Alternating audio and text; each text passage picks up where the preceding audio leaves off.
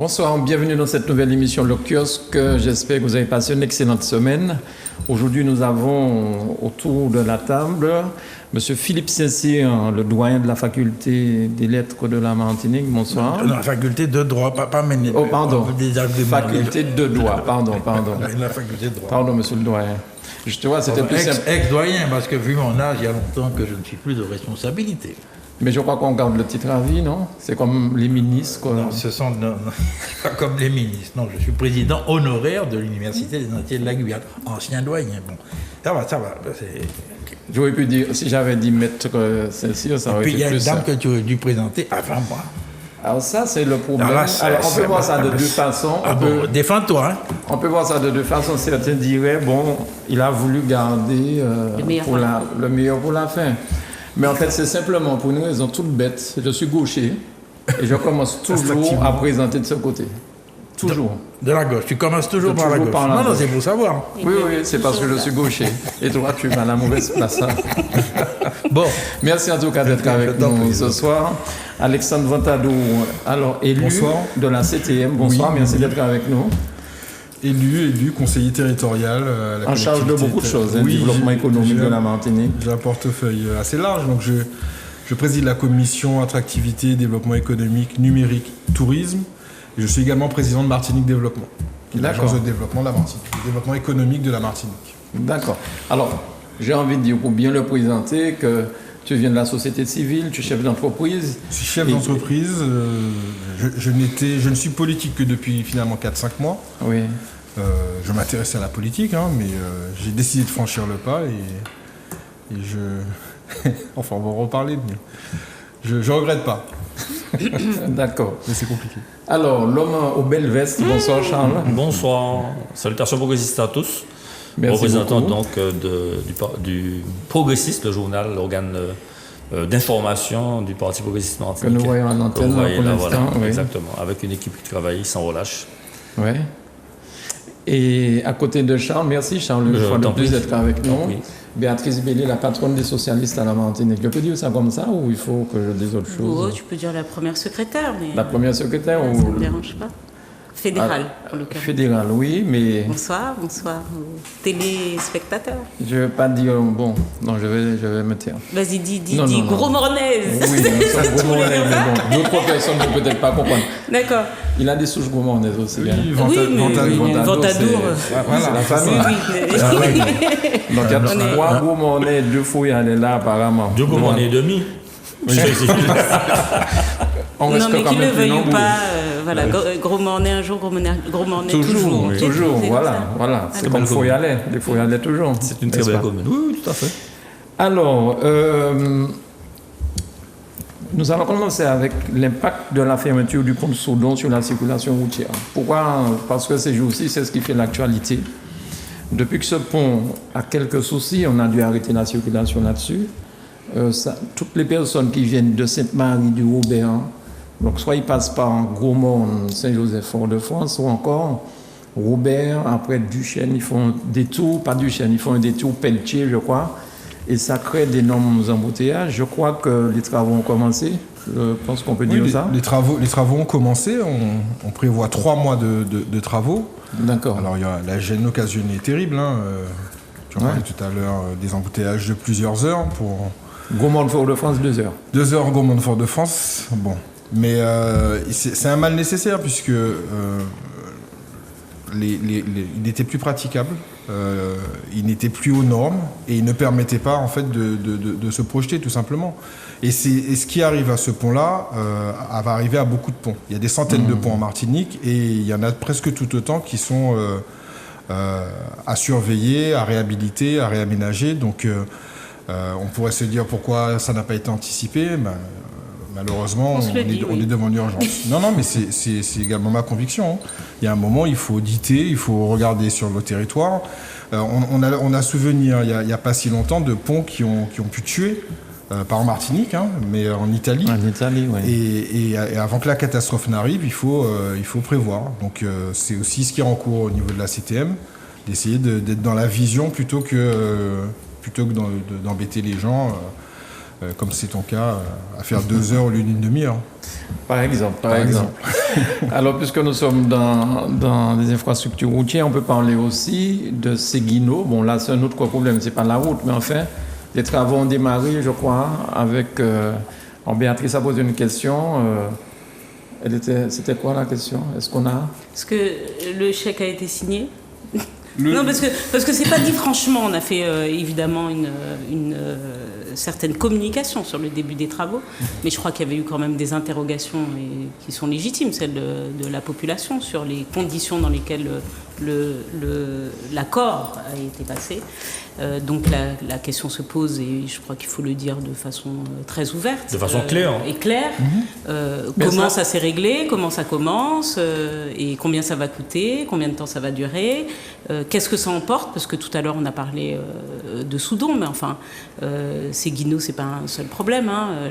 Le problème de l'eau en Martinique, c'est pas seulement Seguino, c'est Font-Saint-Jacques, c'est Galion, c'est un certain nombre de tuyauteries aujourd'hui provisoires qui sont devenues des provisoires durables et qui posent un certain nombre de difficultés, évidemment, aux populations lorsqu'il s'agit d'être dans des problèmes de sécheresse et donc de restriction d'eau. Mais je crois qu'il faut être assez transparent, en effet, sur les conditions dans lesquelles les travaux ont commencé et le coût public que ça représente.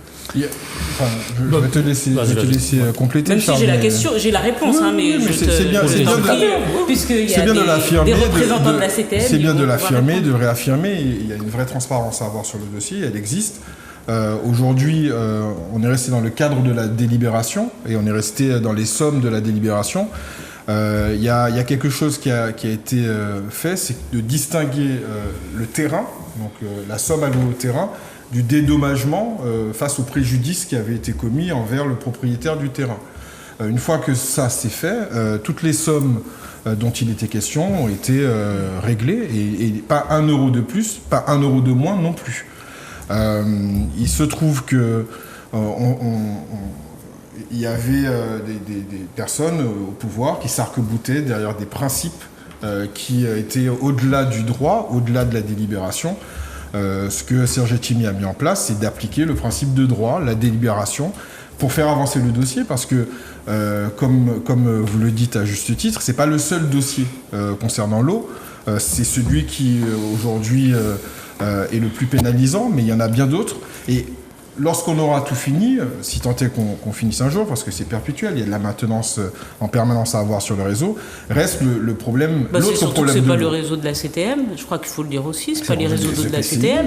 La CTM est propriétaire d'usines et pas de toutes les tuyauteries.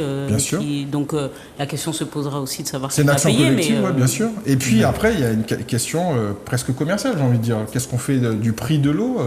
On parle... On le fait baisser, ça c'est une on veut le faire baisser, campagne, on veut aller sur un prix unique de l'eau, un prix social de l'eau. Et pour engager cela, on a décidé de commencer par le BTP, par le dur, et la politique de l'eau se poursuit. Mais concernant, pardon. Juste pour compléter ce qu'Alexandre a dit, premièrement, c'est une volonté politique. C'était une annonce forte de la campagne électorale et Serge Etchimi, il tient sa promesse. Deuxième élément, Alexandre l'a aussi dit, le dédommagement a été fait comme ce qui avait été annoncé et ce qui avait été signé, contracté par l'ancienne mandature. Et là, il n'y a pas eu de changement de fusil d'épaule. Et on est resté clairement dans la volonté de régler le problème. Le problème se pose aux Martiniquais. On a voulu régler le problème des Martiniquais. Et on n'a pas voulu faire en fait de politique politicienne comme cela s'est vu par le passé, avec un changement de braquet pour uniquement dénoncer ce qui avait été fait par l'ancienne mandature. Nous avons fait ce qui était nécessaire pour les Martiniquais. Ensuite, l'urgence est donc traitée et le délai, puisque Mme Bélé posait la question de savoir du délai, le délai, ça serait mince de manière à ce que nous puissions être hors des très grandes difficultés, des très grandes ruptures d'approvisionnement à la veille de ce qu'on attend comme étant la sécheresse. Voilà. Karen. Poser une question, je suis vulgaire pécus en la matière, modeste citoyen, mais la somme qui a été versée, n'est-ce pas? Il était question à l'époque d'acheter la parcelle de terrain pour pouvoir faire les travaux. D'accord. Bon. Il y a une somme qui a été globalisée. Finalement, on a fait un bloc, pour reprendre l'expression traditionnelle. Donc, il y a une somme totale pour le terrain et les dédommagements à faire aux propriétaires. De mémoire, c'était 15 000, je crois, pour le terrain. 15 000 pour et le puis terrain, 200 et quelques mille 205. pour le... Il est dans la CTM. Non, Très bien informé. c'est une politique informée. Non, mais en plus, qu'ils Non, mais s'intéressent au droit. attends. Donc j'attends parce que ça a été mon prof et il y a quelque chose qui m'intéresse dans ce qu'il va dire. Beaucoup. Lorsqu'une dame annonce ça, les amis, vu mon grand âge, mon expérience. C'est que la dame a un âge aussi. Bon, mais je continue mon questionnement quand même. Mais si j'ai bien compris, d'après les informations que nous donnent les journalistes, qui font ce qu'ils peuvent, et il me semble que les conduites qui étaient là, les tuyaux qui étaient là, vont être posés sur un autre itinéraire ou sur le terrain que l'on a acheté. J'ai pas compris. Alors techniquement, c'est... Voilà, explique-nous là-dessus. Alors, techniquement, je ne possède pas de réponse. Je ne sais pas si Alexandre là, c'est M. Odona qui est en charge des travaux. C'est Fernand Donat. Et Fernand Odona. Et techniquement, je t'avoue que je n'ai pas J'ai pas compris. Les journalistes ne sont pas clairs, comme souvent. Je ne suis pas au fait de... Moi, ce que j'ai pu comprendre, c'est que les fameux tuyaux 800 qui sont là depuis 11 ans Ouais, bien sûr. vont être finalement posés à Séguino. Oui. Où? Là, sur ce fameux terrain, et on va drainer... C'est parce que j'ai cru comprendre. Parce que moi, Ils ont modifié l'itinéraire. Enfin, Ah je non, sais mais pas. ça, c'était Non, mais l'ancienne mandature. ça c'était justement pour éviter. Oui, non, l'ancienne, les 3 contourner le millions, développement. non. Mais actuellement, c'est sur le terrain. Non, c'est sur le terrain, ça part du terrain. Mais effectivement, il y a, dans les indemnisations, il n'y a pas uniquement le propriétaire Bien sûr, qui a été médiatisé, il y a tous les terrains voisins, mais ça passe sur le terrain. Mais après avoir Bon, enfin, ça passé, permet de régler la question et c'est pour les Martiniquais c'est important. C'est heureux. Mais quand même, il faut le dire, il y a quand même des questionnements en matière de droit. Mais je pense que au-delà du fait que ça a été réglé, moi je pense que de toute façon pour les Martiniquais il faut régler la chose. Pour autant, j'espère qu'on n'ouvre pas par là quelque part une boîte de Pandore, parce que en l'occurrence, ce propriétaire n'a jamais reçu gain de cause sur les dommages dont aurait été à l'origine la collectivité. Donc nous, c'est-à-dire que c'est de l'argent public, donc c'est notre argent. Mais il a été indemnisé, il y a un Il a été montant qui a été évalué. indemnisé, mais il n'a pas été indemnisé de façon judiciaire. Il a été importe. indemnisé de D'accord. façon amiable. Ce oui. que je veux dire, c'est qu'il a perdu tous ses procès en responsabilité à l'endroit des Oui. collectivités. Mais il y a un accord, n'est-ce pas, et qui a été Voilà. conclu entre le propriétaire et la CTM. CTM. Ok, à ce niveau-là, bon, d'accord. Oui, On c'est un conclut. accord amiable. Approbation, non, je ne vois pas de problème particulier. À moins que toi, tu envisages, dans le cadre d'une campagne particulière, d'avoir des informations sur un recours possible. Il faut qu'on soit attaché. J'ai pas l'intention de faire de recours. Ah, T'as je plaisante, les je moulins plaisante, panique je d'eau et plaisante, puis bien aussi sûr. c'est Béné qui allait attaquer panique d'eau. Non, pas du tout. Bon, mais je crois qu'il faut qu'on s'intéresse de toute façon à la manière de laquelle les collectivités fonctionnent, comment fonctionne le droit. En l'occurrence, moi j'avais déjà fait une sortie sur la question, sur ce qui me semblait être problématique dans cette délibération, mais elle n'a pas été déférée. Donc voilà. Ils avaient 2 mois, ils n'ont rien fait. Hein. Mais non, oui, non, mais enfin, ils n'ont rien fait. Le préfet, c'est le préfet en général qui demande l'annulation d'une délibération, mais de mémoire, il me semble.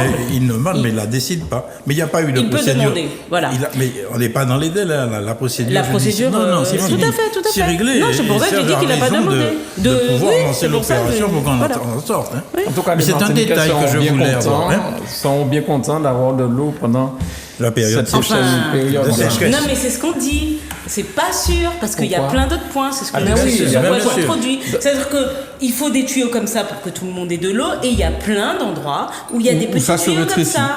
Non, mais Voilà. je suis Et donc, Font-Saint-Jacques, Galion, et tout ça, c'est ce qu'on dit. Donc, Moi, je suis entièrement d'accord sur ça, mais je pense qu'il faut un véritable plan Marshall sur l'eau à la Martinique. Il est en cours. Il y a véritablement un plan beaucoup plus global que celui-là. oui. Mais il fallait un point de départ. Non, mais bien sûr, Alexandre. Mais ce mais que tu je veux sais dire... ce qui se passe, Mano. Ouais. On a aujourd'hui quelqu'un qui s'occupe, on a délégué en tout cas la distribution, et on a un prix de l'eau, notamment sur l'usine de Vivey qui appartient à la CTM, un prix de l'eau qui, du fait de la qualité de l'eau, d'accord, est plus cher que lorsqu'ils vont prendre l'eau, tirer l'eau de Rivière Blanche. D'accord ? Donc ça veut dire que au moment où tout le monde a besoin de l'eau de la Rivière Blanche, parce qu'on est en état de sécheresse, où les agriculteurs s'en servent, ou d'autres s'en servent, ce producteur, enfin ce distributeur, va également tirer à la Rivière Blanche, parce que ça lui coûte moins cher. Bon, c'est pas de l'eau Nukamanché, il faut qu'on soit... Il y a des sécheresses, mais il y a suffisamment d'eau. La difficulté, c'est que nous avons aujourd'hui des grosses entreprises, parce que il faut les citer. Ils appellent les fermiers, je crois. Oui, mais des fermiers qui ont un poids international. C'est pas il y a des groupes, des grands petits, groupes. Hein, bon, et qui ont des batteries d'avocats avec eux, et qui nous font des contrats qui sont pour certains sibyllins, et qu'on a du mal à défaire, qu'on a du mal à contester, et sur lesquels parfois également on a quand même un peu du mal à faire des pénalités. Moi j'estime qu'à partir du moment où vous payez quelqu'un pour vous fournir de l'eau, et que pour des raisons qui sont des raisons fallacieuses, la personne ne vous fournit pas de l'eau, ça s'appelle pénalité contractuelle. Je regarde mon prof. Ah oui, parce que tu m'interpelles là. Voilà. Non, je suis interpellé. Je l'entends dire puisqu'elle m'a promis. Oui. J'attaque d'abord. Mais dis-moi. Oui. Donc, tu estimes que ces contrats sont faits par de grands avocats parisiens extérieurs, n'est-ce pas, de grands groupes, ok, et que nous n'avons pas les moyens, nous, d'en discuter. Parce que nos malheureux et miséreux juristes... Non, mais c'est ce que j'ai compris. C'est parce que tu as pas voulu, c'est parce que tu as voulu dire... C'est pas ce que j'ai voulu dire. Et d'ailleurs, la dernière fois que j'étais sur ce plateau, tu sais ce que j'ai dit ? J'ai dit la dernière fois que j'étais sur ce plateau que nous ne faisons pas suffisamment appel à la compétence locale. Donc elle existe. Mais si les collectivités ne les sollicitent pas lorsqu'ils ont des difficultés à faire appliquer un contrat, et qu'on ne va pas chercher nos bons avocats martiniquais pour qu'ils puissent travailler, nos spécialistes, moi je l'ai souvent dit, sur les assistances à maîtrise d'ouvrage, qu'elles soient juridiques, qu'elles soient sur les travaux et tout ça, on en crée de l'emploi. Mais on n'en crée pas chez nous, parce qu'on va chercher les avocats. Mais quand tu dis ça, tu laisses entendre que nos avocats, nos juristes sont miséreux ou nos spécialistes, et qu'ils n'ont pas la compétence. Non, tu sais que je pense malheureusement que nous n'avons pas suffisamment confiance en nous-mêmes. Non, moi je crois surtout que les... Bonne conclusion. Merci, professeur. Les grands fermiers, enfin les grandes entreprises, tu vas pas une sibyllin, c'est-à-dire obscur. Ils mettent plein d'annotations, bas de page, avec plein de tirets écrits en italique, tout petit. Et puis, quand on va signer, il faut prendre le temps de tout lire et avec puis de tout supposer avec des juristes. Mais oui, avec des spécialistes. Parce qu'une virgule peut changer le sens de la phrase. C'est fini. Parce qu'un point de virgule peut changer le sens de la phrase. Et c'est là que ces personnes qui, en fait, font des copier-coller, parce que c'est un document qui a été fait par des spécialistes pour un cas d'espèce, et puis qu'ils reproduisent systématiquement. Et puis quand on vient discuter avec eux, quand il y a eu le souci, et pour mettre en cause le fermier en question, il vous dit, mais voilà, notre interprétation c'est ça, la vôtre ce n'est pas ça, et on est parti dans des clauses de revoyure et de revoyure et de revoyure, ce qui fait que d'avenant, il y a 2, 3, 4 ans qui se passent. Et puis, la grosse difficulté, c'est ça. C'est vraiment que ces personnes sont routinières de ce qu'on appelle le juridisme. C'est-à-dire que ce sont des spécialistes de la virgule. De la virgule. Il faut qu'on le soit. Il ne faut pas dire ça comme ça. C'est que nous sommes en mesure, n'est-ce pas, de contrôler, de vérifier, d'apprécier, même s'il y a des milliers de pages avec des caractères. On est formé à ça. Ok. Alors ceux qui ne sont pas formés à ça, bien sûr, ils ont beau mettre des lunettes, des loupes, ils ratent une virgule et puis ça y est. C'est vrai.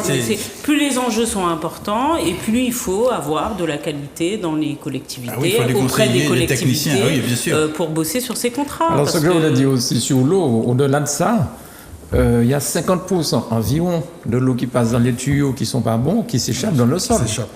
Et que nous payons. Alors, non, pas partout. Pas partout ? Non. Pas partout. Pas partout. Là, tu parles de la commune de ces messieurs. Ça, c'est pour Fort-de-France. La commune de ces messieurs. Oui. Il n'y a pas de fuite dans les tuyaux. Oui, bon, c'est bon. Il n'y a pas de fuite dans les tuyaux. Si, mais alors... Il y a une grande quantité d'eau qui part dans le sol. Il y a une grande quantité, ça impacte le prix, parce que ça impacte tout. L'usine génère moins de production. Mais dans le sud, par exemple, c'est pas ça. Okay, Dans le sud, on a une efficacité du réseau qui est de l'ordre de 80%. Donc on a à peu près 20% de fuite, on en a 50%. C'est un réseau qui est assez récent alors. Qui est peut-être... Beaucoup plus récent en fait. Peut-être en partie mieux entretenu. Je ferais remarquer à ma contradictrice que s'il y avait 20% d'avions qui tombaient, personne n'aurait voyagé. Ce que je veux dire par là, c'est que 20% de pertes, c'est quand même déjà énorme. Évidemment, mais c'est pas 50. Non, c'est pas 50. Et deuxièmement, le gros chantier, eh bien, il est de l'ordre de 300 à 500 millions d'euros. C'est ça en fait le chiffre. Si on doit reprendre toutes les infrastructures d'eau, de distribution d'eau en Martinique, c'est entre 300 et 500 Tu parles des canalisations. C'est reprendre le réseau coûtera. Voilà, ça coûtera. Il faut aller chercher l'argent là où il est. Donc, il faut aller chercher l'argent où il est, il faut aller solliciter les personnes où elles sont, les personnes compétentes, et puis bien évidemment demander aux fermiers de mettre la main à la poche, parce que c'est pas normal que nous payions l'eau et qu'une part de cette contribution-là, eh bien, elle sert à entretenir les canalisations.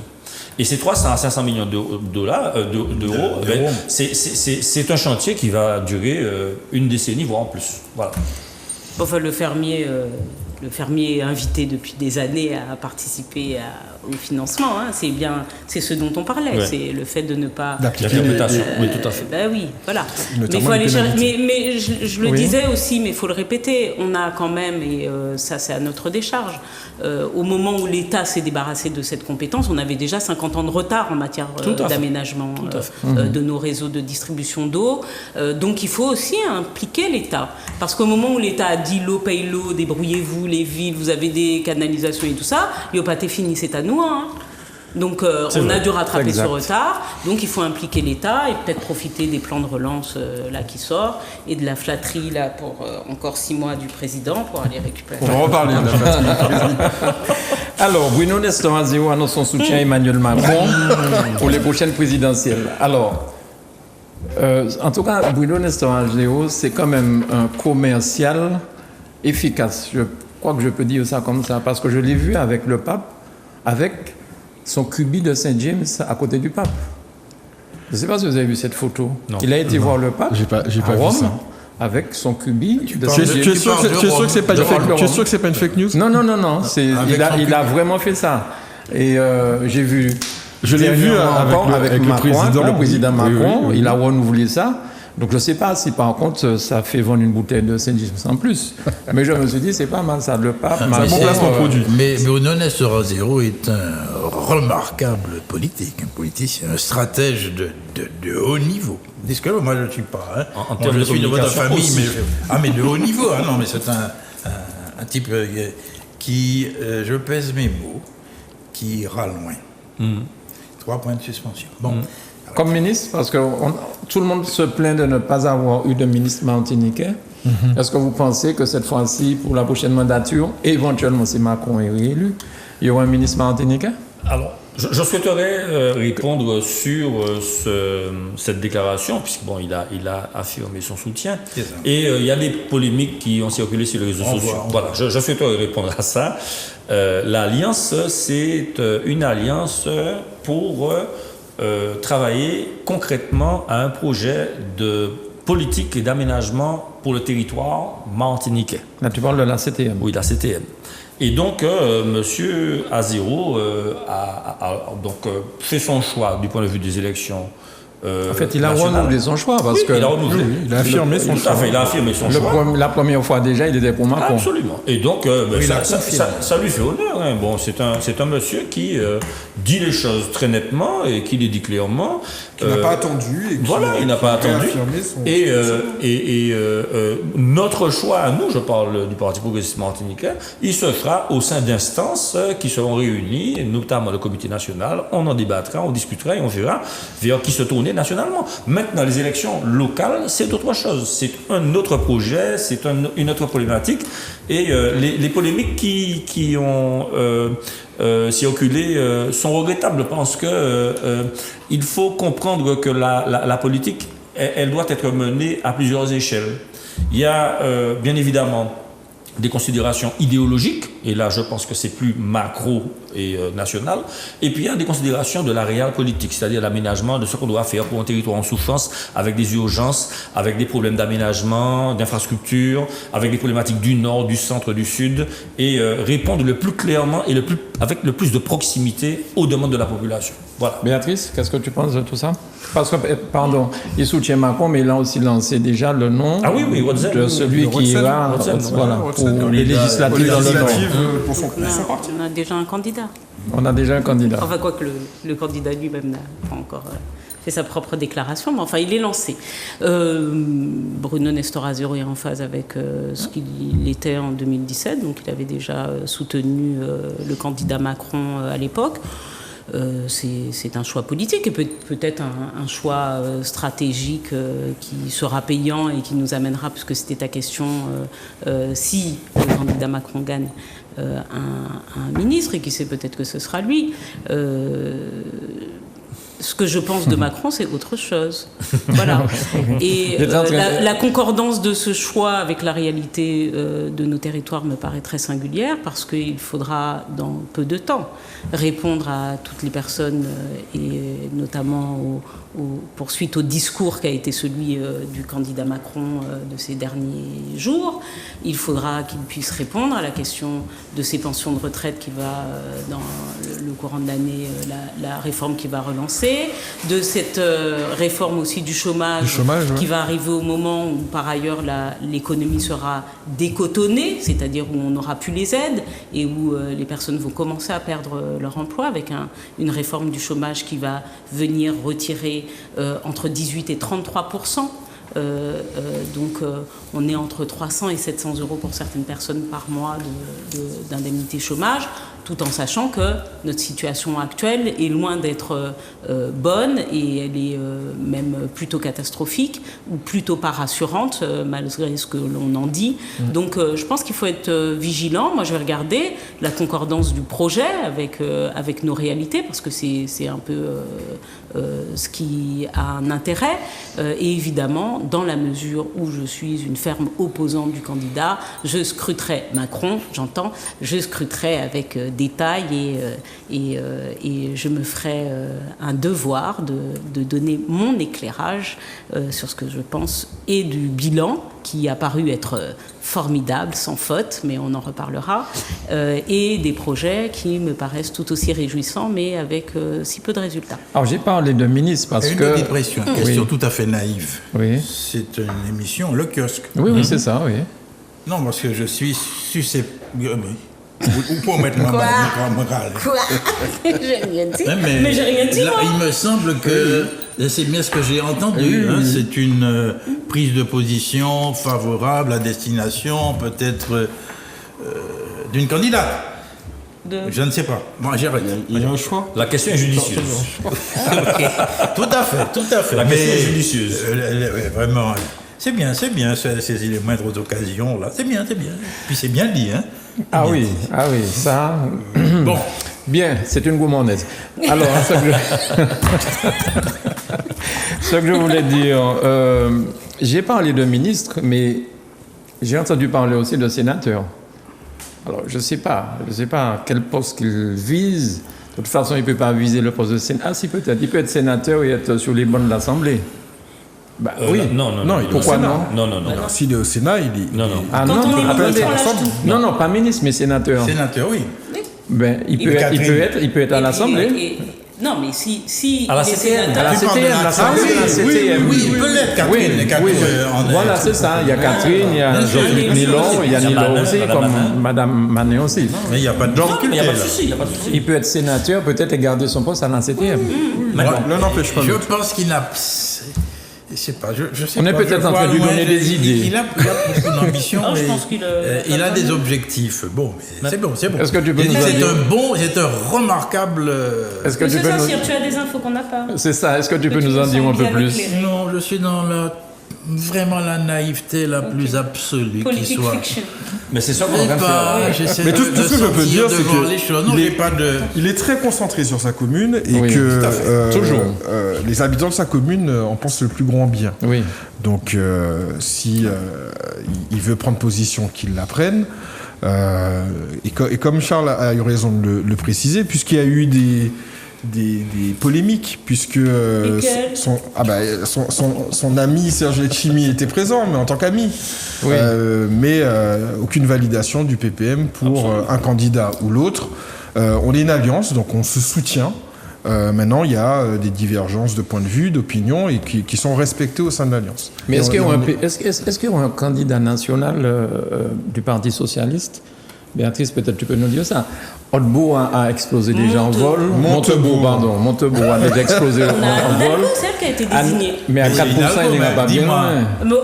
C'est Hidalgo. Laisse-moi te dire, c'était la même chose pour Hollande à la même époque. Ok, donc arrête. Vous voyez, voilà, mais je reconnais bien l'homme de droite que tu es. Il y a une affaire DSK qui a. Non, il me filtre bien. Qui a boosté les choses quand même. Oui, bien sûr.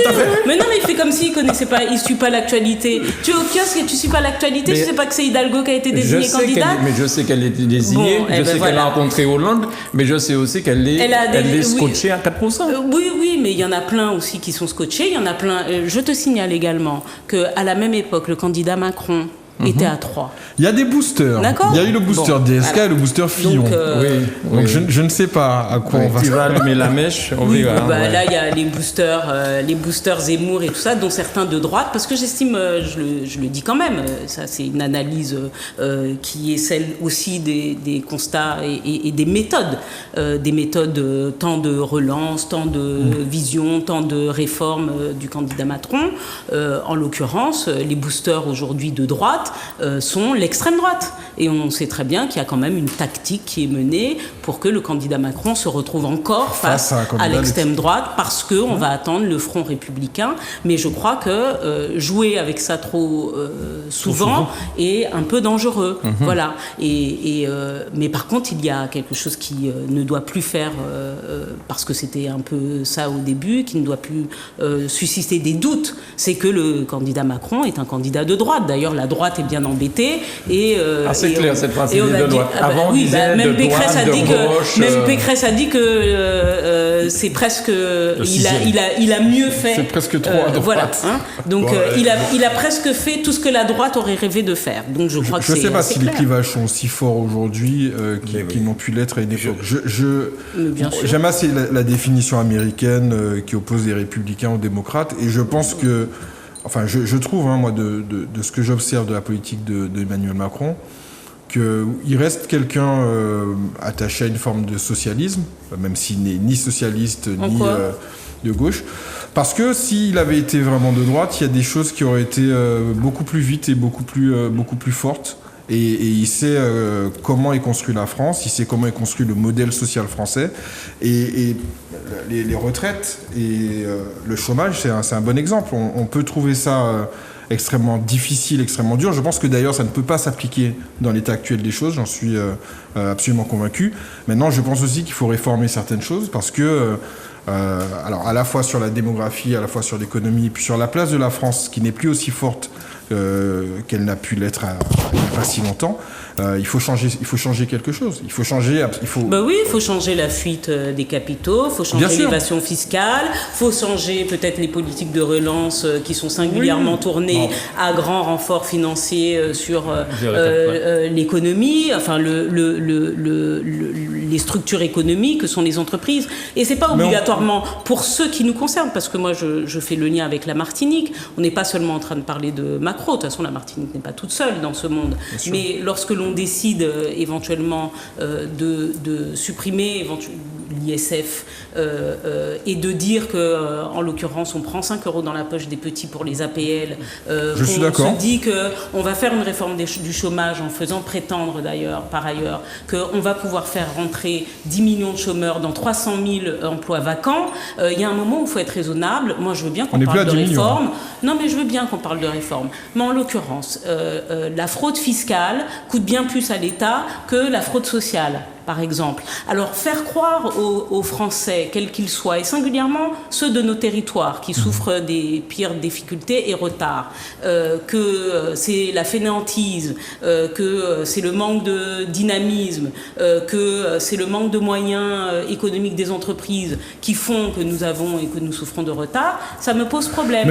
Et moi, je dis que dans une situation telle que celle que nous vivons, qui est une situation de crise mondiale, eh ben peut-être qu'on aurait dû s'arranger si le candidat Macron avait cette fibre sociale que tu lui revendiques, peut-être qu'il aurait dû s'arranger pour que les Français vivent mieux, et notamment par exemple les jeunes, les étudiants qui se sont retrouvés à la Banque Populaire. Et au Resto du Cœur. Ok. Bien. Que notre cher ami fasse campagne de cette façon-là. Ok, d'accord. Mais je crois qu'on ne peut pas dire que Macron est à droite. Ce n'est pas. Non, moi je ne le pense pas. Il y a un aspect, effectivement, tu as raison, social. Et il est intervenu dans de nombreux domaines, n'est-ce pas, de façon généreuse. Okay. Le quoi qu'il en coûte. Ça n'a pas été le choix de tous les États. Et je continue. Ça a coûté 450 milliards d'euros à l'État. Et je continue. Et c'est intéressant parce qu'on distribue des milliards. Là, je t'ai dit ça la dernière fois. On fait marcher la planche à billets. Il y en a, ça sort. Et puis on promet. Il y a d'autres qui promettent pratiquement autant. Mais je me pose la question de savoir, cette dette, je reviens sur la question, elle ne sera jamais remboursée. On a changé le système économique. Essayez de m'expliquer, vous économistes, moi je suis un modeste juriste, mais au ras des pâquerettes. Mais enfin, on fait l'argent, il n'y a pas d'équivalent en échange.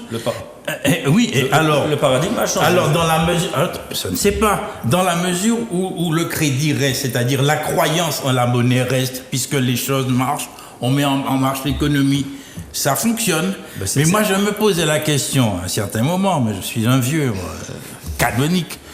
Mais de mon temps, moi, lorsque tu distribues ainsi des choses qui avaient de la valeur, elles n'ont plus de valeur. Parce que tu paies des intérêts, tu paies les encours bancaires. Attends, la valeur, tu distribues les billets.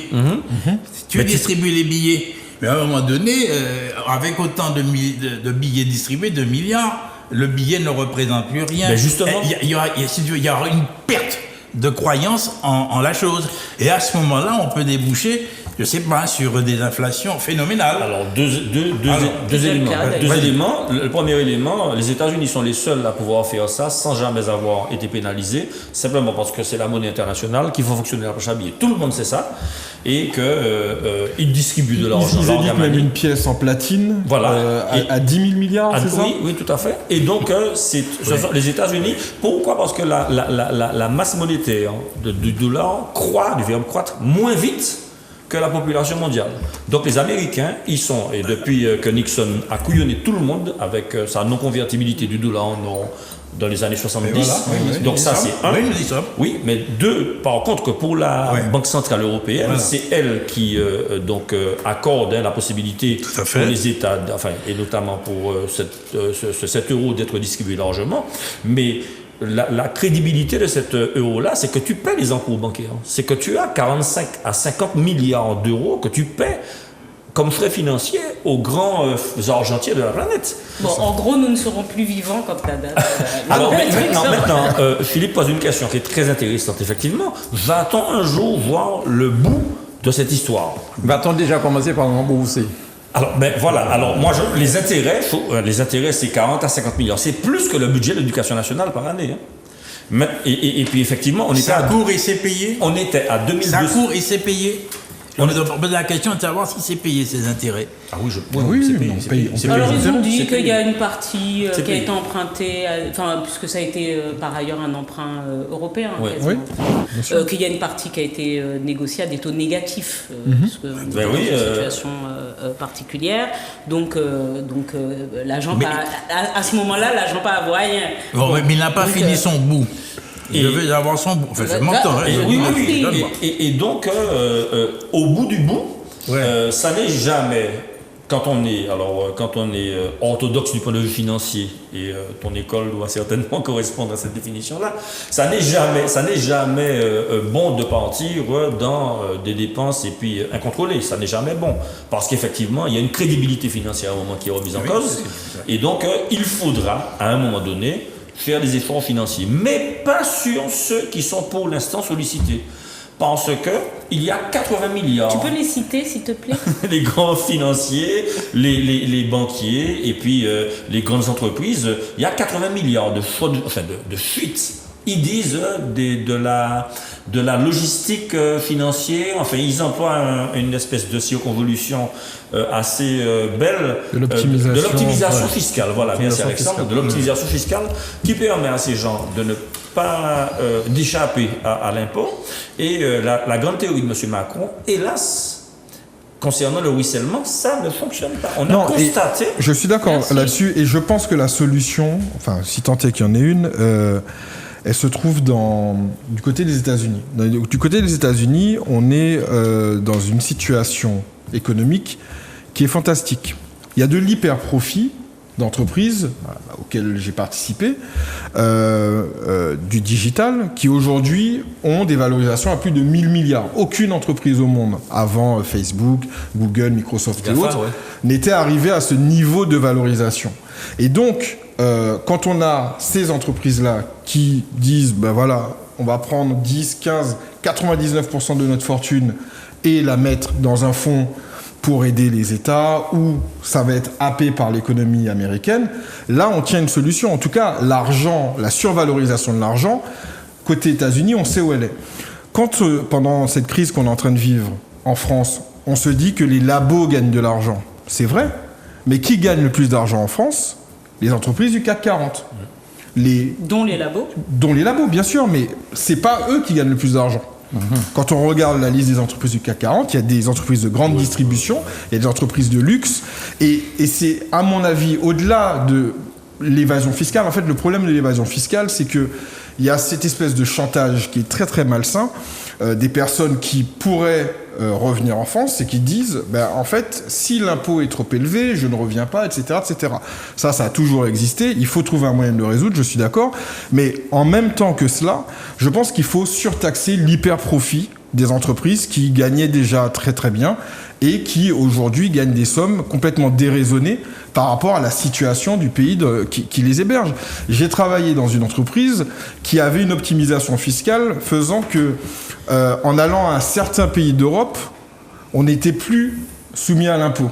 Et d'ailleurs, quand le G20 se réunit et impose une taxe à 15%... Il y a une décision qui vient exactement, à 15%, quel que soit l'endroit où on est positionné dans le monde, à part 3 ou 4 territoires, je pense qu'on va vers ça. On va vers ça. Je pense que oui, l'optimisation fiscale, l'évasion fiscale, il faut absolument la sanctionner, continuer de la traquer, mais comme à chaque fois on est sur du cas particulier et comme on essaie de ménager la chèvre et le chou, ça prend trop de temps. En revanche, l'hyper-profit des entreprises que l'on connaît, qui profitent il faut se dire une chose en France, social, pas social, le quoi qu'il en coûte, ça a donné de l'épargne supplémentaire aux Français. Parce que le pouvoir d'achat est maintenu, les salaires sont maintenus, alors qu'en face, il n'y a pas de dépenses, il n'y a pas de loisirs, etc., etc. Les entreprises dont on parle, elles en profitent finalement, parce que dès qu'il y a une réouverture, les gens recommencent à consommer. Ils consomment, hein. Et donc, il faut, je pense, un divague de ce côté-là. Je vois bien votre intérêt pour les théories économiques de Macron, mais ça ne marche pas. Ah non, mais justement, ce n'est pas la théorie de Macron. Ce que je veux dire, c'est de Macron. Non, cette théorie du quoi qu'il en coûte. Il parlait de l'épargne. L'épargne qui a augmenté. Non, je dis une chose que Macron ne dit pas. Oui. Il faut surtaxer les grandes entreprises françaises. Macron, ça, il ne le dit pas. Ouais. Et son quoi qu'il en coûte, peu importe ce qu'on en pense, a profité à ces entreprises françaises. Donc il faut que, si on veut vraiment faire du ruissellement, cette surtaxe sur ces entreprises-là puisse profiter à l'ensemble du territoire. Pour rembourser de la dette, je ne suis pas sûr que ce soit l'urgence, mais en tout cas pour faire repartir l'économie et pour faire en sorte que, et là je te rejoins, c'est impossible d'être dur sur l'allocation chômage au sortir d'une crise dont on n'est pas sorti en réalité. Et particulièrement en Martinique, on est encore dans quoi qu'il en je pense qu'on y reviendra. On est dans ce que j'appelle la cotonisation, mais c'est-à-dire qu'il y a des emplois qui ont été créés, mais ils sont créés au-dessus des emplois qui existent, mais qui sont maintenus par perfusion, très clairement. Mais au-dessus aussi de certaines entreprises qui se maintiennent aussi par ce système. C'est donc aujourd'hui un maintien en vie parfois un peu artificiel.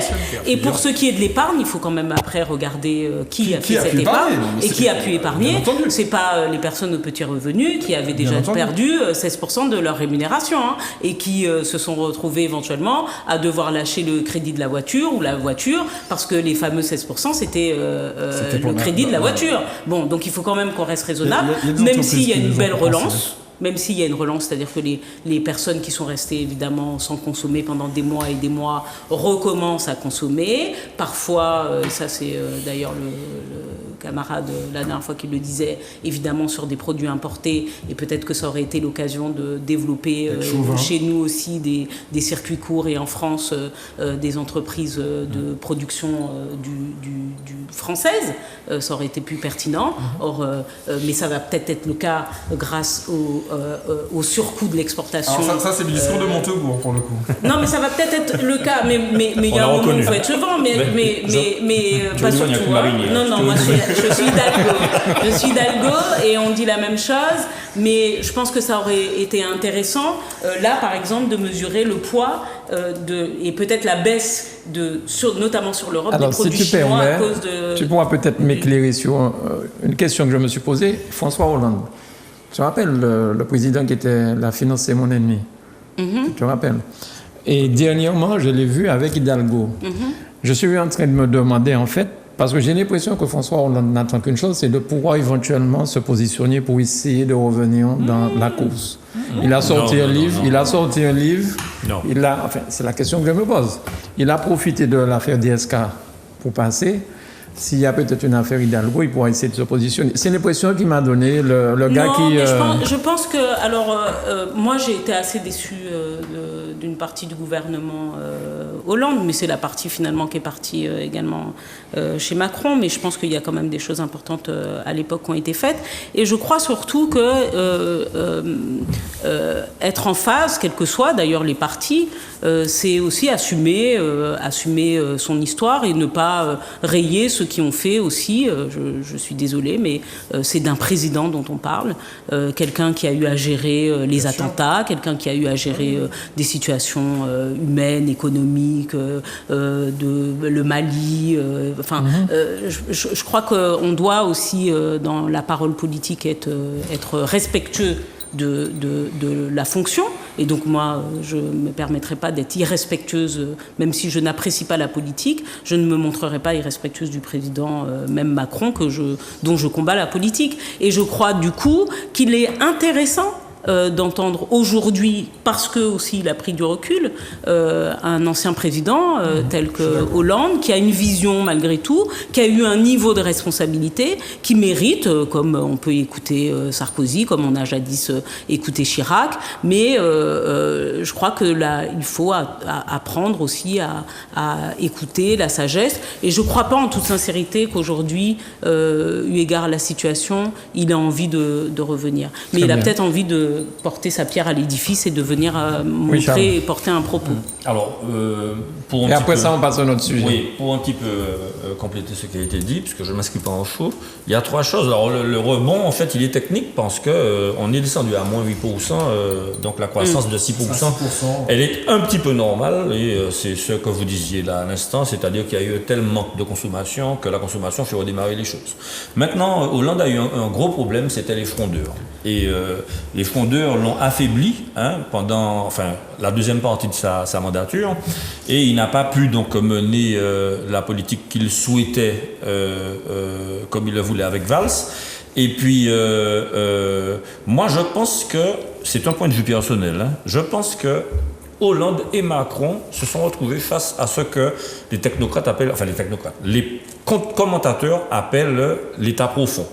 Alors, notre camarade Michel Blanchisquelec, il dit, ah non, tu n'as pas le droit de dire ça, etc. Mais il faut aussi comprendre que les politiques n'ont pas les coups des franches.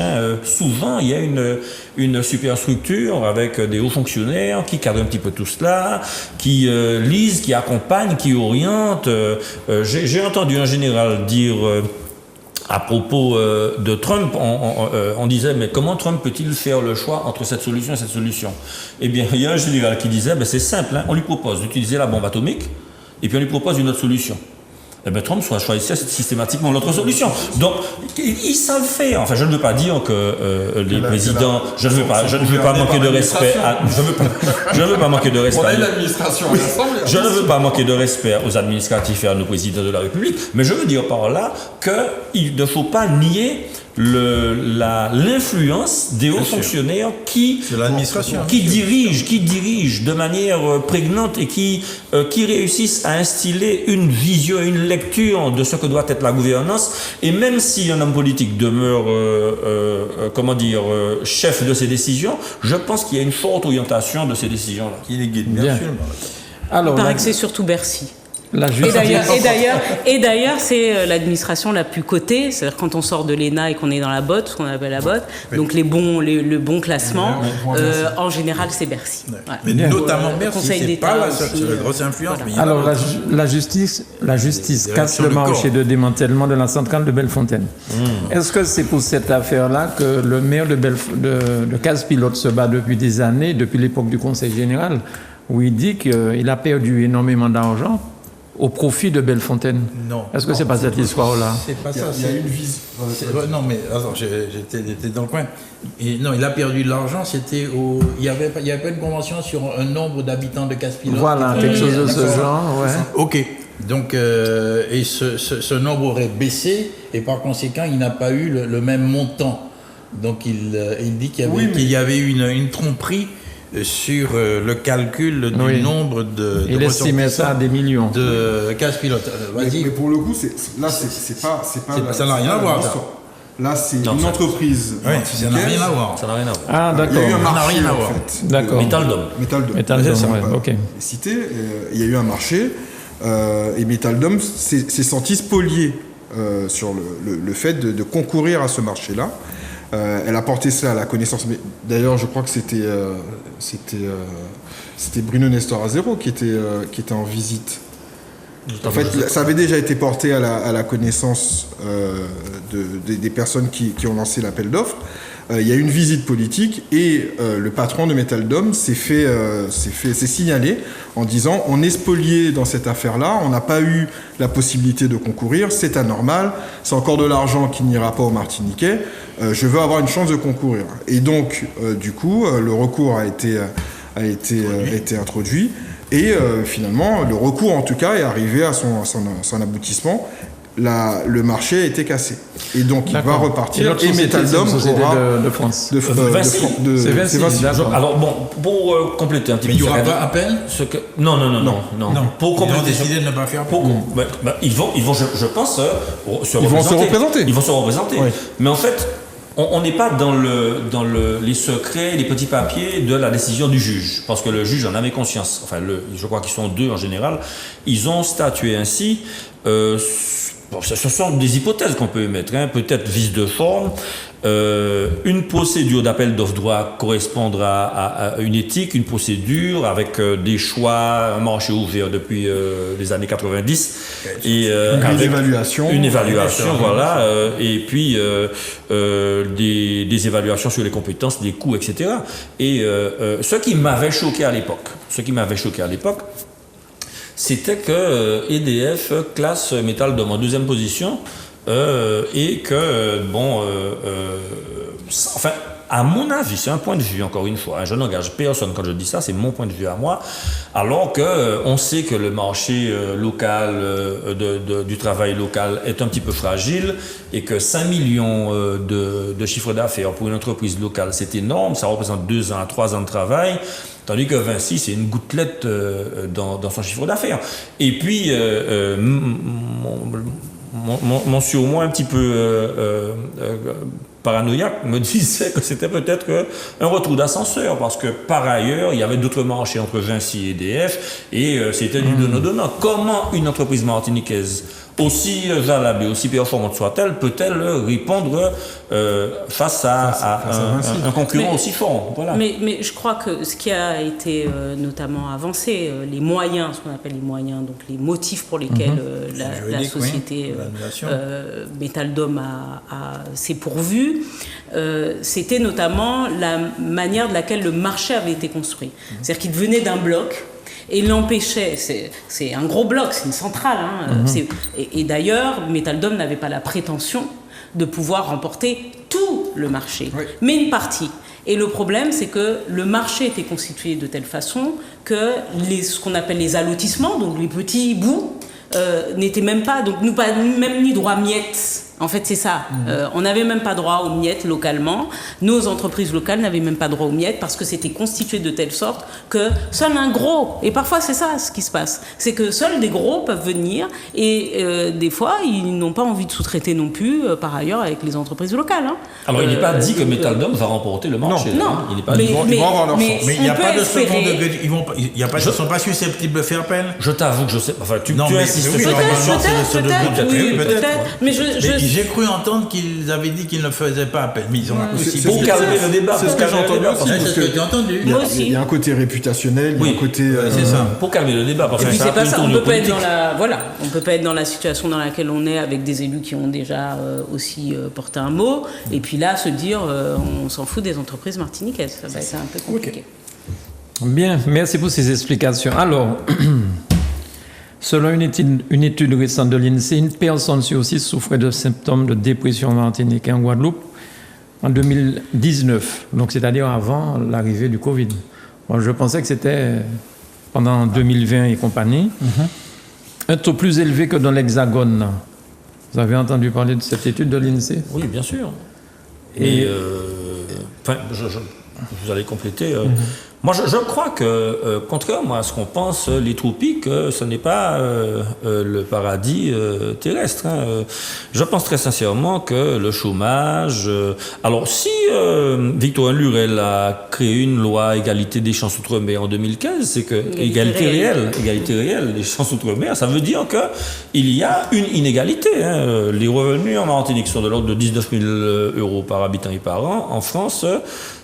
hexagonal, c'est aux environs de 30-32 000 euros par habitant et par an. Je ne sais plus si c'est euros ou dollars, mais enfin bon. Non, c'est euros. Donc la réalité, c'est qu'il y a des pathologies, il y a l'exiguïté du territoire, il y a l'impossibilité d'aller voir sa famille parce qu'on a beaucoup de personnes qui vivent en France hexagonale, il y a la difficulté quotidienne, il y a un taux de chômage de 21%. Tout ça concourt à une espèce de pesanteur et puis une espèce d'oppression qu'on ne croit pas vivre parce qu'il fait beau et qu'on a un horizon à perte de vue avec la mer. Mais très franchement, les conditions de vie, les conditions matérielles sont difficiles. Et puis, il y a énormément de personnes qui vivent sous le seuil de pauvreté. Je vais annoncer 32% de personnes qui vivent sous le seuil de pauvreté, c'est-à-dire 900 euros. Donc, effectivement oppressé, effectivement psychologiquement atteinte, mais on le serait à moins. Mais il y a de la misère cachée aussi. Bien il y a sûr. l'orgueil de l'Antille. Et à l'époque, je m'étais intéressé à ça avec d'autres groupes. On voulait se mettre sur cette recherche. C'est-à-dire que tu as beaucoup de gens qui sont propriétaires, qui n'ont pas droit à certaines aides et qui sont dans la misère. Ils n'ont pas de quoi vivre, de quoi manger. Leur maison tombe en ruine. Mais ils ne bougent pas. Ils sont orgueilleux. Donc, on avait engagé une démarche pour aller voir et faire un peu le recensement de ces gens-là. Et il y en a beaucoup, beaucoup. Ils sont très nombreux. Alors, moi, ça ne m'étonne pas à ce niveau. Tu as raison, c'est pas le paradis. Ici, loin de là, il y a une lourdeur de vie. Il y a le phénomène de la pandémie, il y a le phénomène, n'est-ce pas, qu'on est enfermé, qu'on ne peut pas voir les amis. Bon, effectivement... Ça compte. Ça, c'était avant la pandémie. Oui, ça, c'était avant la pandémie. Oui, c'était avant. Mais la pandémie doit effectivement multiplier. Mais il y a quelque chose qui me frappe quand même. C'est vrai qu'il y a de la misère. Les étudiants se trouvent en situation difficile, tout ça. Mais lorsqu'on est en voiture, je sais pas, je fais la remarque, hein, le vulgame pécus encore, le naïf, le complètement naïf. Dit-il Vous modestement. aurez tout l'auto neuf, mon vieux. Audi, Mercedes. Crédit, Crédit. c'est tout. Malheureusement, il n'y a puis- pas que ça. Il y a beaucoup. Et puis Ah bon, les tu deux sais très vitesses. bien ce qu'il y a derrière ça, ok? Quoi? Il y a le commerce souterrain, l'économie souterraine. Ah oui. Et souvent, n'est-ce pas? Bon, on en découvre beaucoup. Elle est Attends, évaluée à 8%. on en C'est découvre pas- beaucoup. C'est beaucoup. Mais les responsables de l'ordre font en sorte que on en prenne, on les sanctionne, mais il Pas faut trop quand fort. même. Il T'as compris? faut lâcher un peu la bride, bien sûr. Voilà, il y a des jeunes qui Attends-nous vivent. lentement. Toi qui es au Alexandre, pouvoir, donc tu qu'est-ce sais de que quoi tu tu dis parles. sur, Non, mais il y a cet non, aspect. mais- Il y a cet aspect. Non, tu vois. mais Non, cette pardon. étude, elle est effrayante. Et puis, il y a des choses dont on ne parle pas. Il y a des conditions dans les couples. Il y a des choses qui se passent dans les couples, dans les familles, qui sont pas souvent spotées dans ce genre d'études-là. La condition féminine, la condition des enfants, dans la structure familiale qui auparavant était extrêmement forte chez nous et puis qui a commencé à se distendre, et la solitude, etc., etc. Et moi, alors sur mon précaré un peu économique, je suis en train de travailler avec des équipes pour avoir ces observations auprès des chefs d'entreprise qui, eux, particulièrement pendant cette crise-là, ont subi énormément de choses. D'ailleurs, on est en train de lancer un plan pour pouvoir les accompagner psychologiquement. Et je souscris à ce que tu dis sur le côté, cette espèce d'orgueil qu'on a chez nous, et que moi je retrouve dans le monde de l'entreprise, un orgueil à ne pas avouer un échec, alors que d'autres populations valorisent l'échec et arrivent à s'appuyer dessus pour bâtir de la réussite. Ne pas demander à l'aide. Alors que sur plein d'autres choses, on demande continuellement à l'aide. Donc il y a ces paradoxes-là. Et puis il y a une situation angoissante. Elle est sociale, elle est sociétale. On ne peut pas l'ignorer. On ne peut pas parler d'une dépression qui augmente aux Antilles sans se reposer la question de qui on est, d'où on va et de comment on est en train de mener ce cheminement-là. Et ce que j'observe, c'est que depuis 2009, où il y avait cette opportunité de peut-être renverser quelque chose et de bâtir, pas un autre modèle de société, ce serait utopique de dire ça, mais en tout cas de valoriser différemment notre nation Martinique, notre peuple Martinique.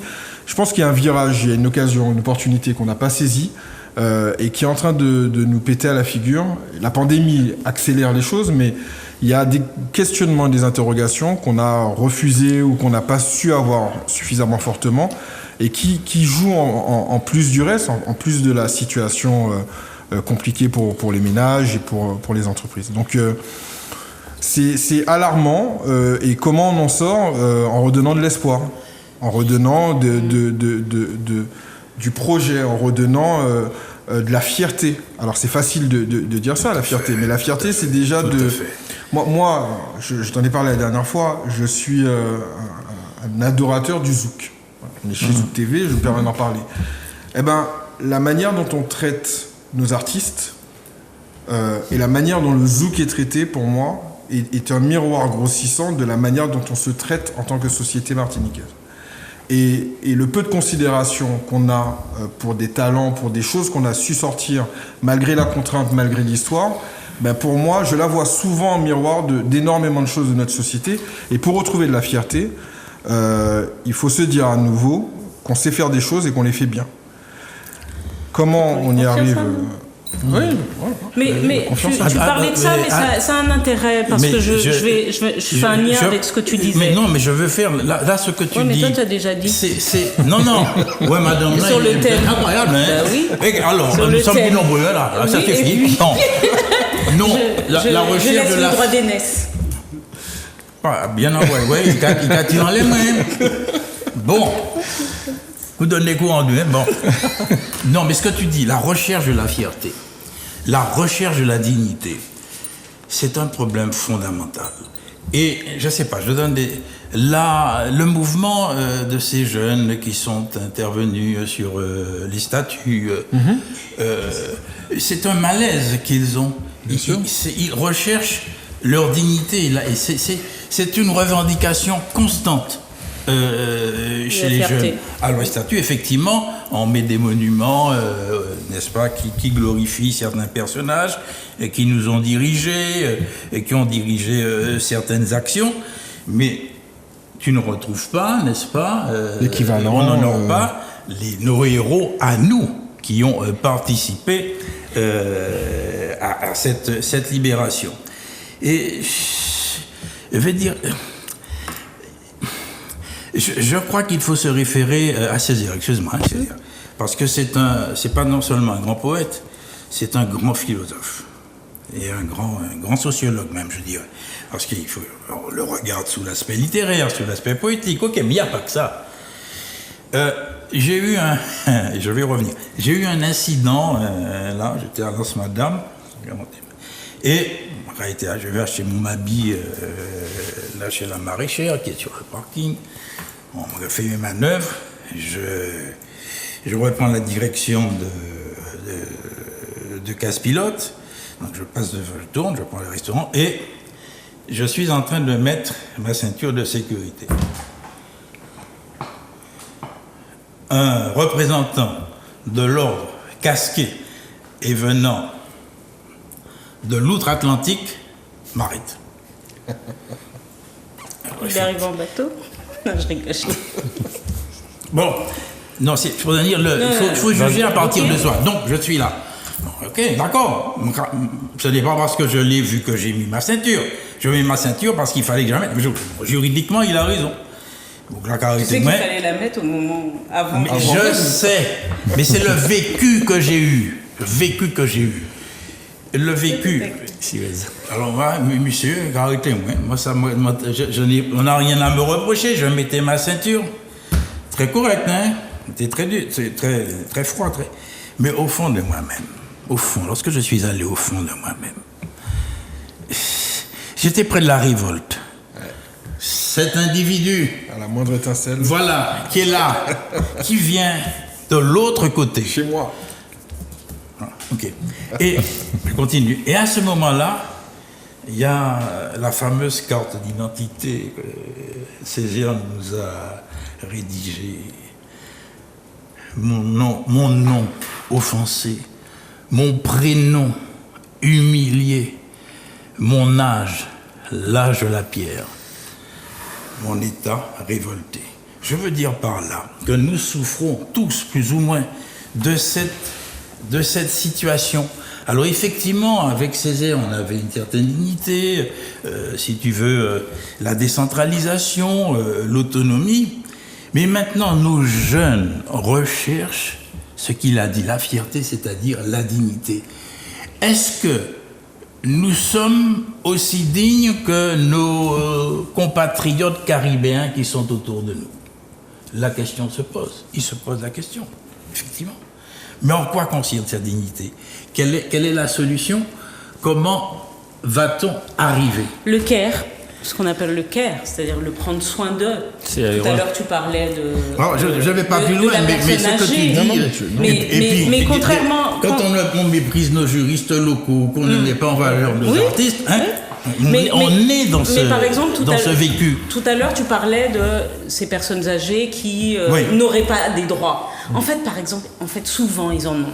C'est vrai. Et nos territoires, non seulement sont les plus inégalitaires, donc avec les taux de pauvreté les plus importants, les taux de chômage les plus importants, les taux d'illettrisme les plus importants et tout ça, mais en plus, nous sommes ceux, contrairement à ce qu'on nous dit, parce qu'on a mis dans la tête des Outre-mer qui n'étaient que des demandeurs d'argent, de subventions, qu'on vivait de perfusion, mais nous sommes ceux qui avons le moins de recours aux droits. En sous-emploi. C'est-à-dire que beaucoup de personnes ont des droits à certaines allocations, droit à des aides pour un chauffe-eau, droit à des aides pour refaire leur toit, droit à des aides pour faire une petite citerne. Voilà. Et le problème, c'est que, et encore une fois, c'est un problème de fierté, de confiance en nous. C'est-à-dire qu'à un moment, on doit s'inquiéter de savoir comment nos anciens vivent, comment notre jeunesse vit, à quoi finalement on peut lui donner accès pour améliorer son quotidien. C'est pas faire à sa place, c'est un moment lui tendre la main pour lui donner accès à des choses. Et ça, il faut le dire. en matière de qualité de service public, on n'est pas toujours très bon. Parce que, et c'est peut-être ça justement où on doit reprendre de la fierté, qu'on cède entre nous, que nèg et des nègres, ça n'a pas un problème. Que nèg c'est vinègre, ça n'a pas un problème. Dès que nous sommes dans un intérêt général et dès qu'on se dit qu'on fait grandir notre territoire. Et encore une fois, je le dis, en faisant tout ça, on va créer de l'emploi. En faisant tout ça, on va créer de la fierté. On va remplir des trous parce qu'il y a des gaps entre la génération, justement, qui a connu Césaire et qui a porté un certain nombre. Césaire, Fanon, parce qu'il y a des vrais thèmes. Fanon a parlé d'une humanité radicale. Le fait aujourd'hui de ne pas avoir à revendiquer, alors sur ça il était en contradiction avec Césaire, mais à ne pas avoir à se revendiquer nègre, mais à se revendiquer du monde, à se revendiquer humain. Et nous, notre humanité, au-delà de tout, moi je comprends beaucoup de choses, mais je suis peut-être un peu plus fanoniste de ce côté-là, c'est-à-dire que et j'ai maintenant presque un peu du mal, parce que je pense qu'il va falloir qu'on arrive à définir aussi la notion de nation et de peuple, mais si nous ne croyons pas en notre capacité à créer un destin commun martiniquais, une destinée martiniquaise, un développement martiniquais qui se fasse aussi dans l'harmonie et les influences de ce monde, parce que nous sommes un grain de sable dans ce monde, il faut quand même qu'on se le dise. On a beau s'aimer, mais on ne vivra pas en autarcie. Rien ne nous permettra de vivre en autarcie. On ne s'aime pas toujours. On ne s'aime pas toujours. C'est normal pour nous. On a beau s'aimer en tant que Martinique, c'est-à-dire que tout le monde revendique sa martinicanité et tout ça, la Martinique ceci, la Martinique cela, grande nation, peuple Martinique, mais depuis c'est pour aider peuple nous, il y a des fois des petits problèmes. Alors je vais rebondir sur ce que tu viens de dire. Bon, quand on parle de nègre, bon, moi je me sens... Alors Césaire, c'est un concept, il a inversé le stigmate, le traité de nègre, donc finalement il a dit comme le nègre c'est une injure, je revendique moi je vais en faire une fierté, un sujet de fierté, je vais vous montrer qui est le nègre.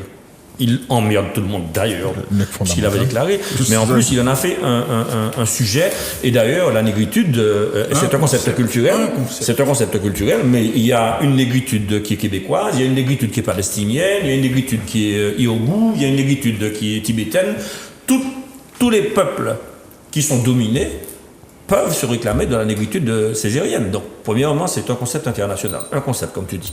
Deuxièmement, nous, Martinique, Alexandre l'a fort bien exposé, notre société a tellement muté, tellement rapidement. Nous nous marions dans la rue.